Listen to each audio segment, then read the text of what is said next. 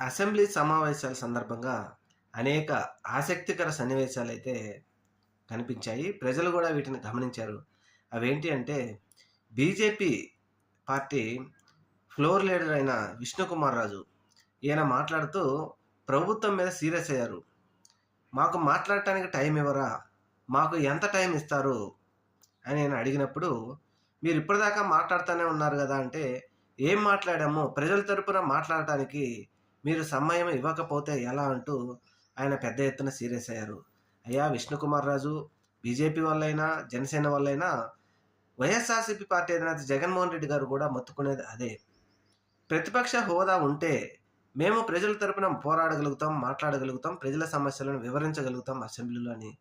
మరి మీకిప్పుడు 5 నిమిషాలు సమయం ఇవ్వలేదని మీకు ఇంత కోపమొస్తే, ప్రజల తరపున పోరాడతామని సమయమివ్వరు ఈ టీడీపీ వాళ్ళనే గదా!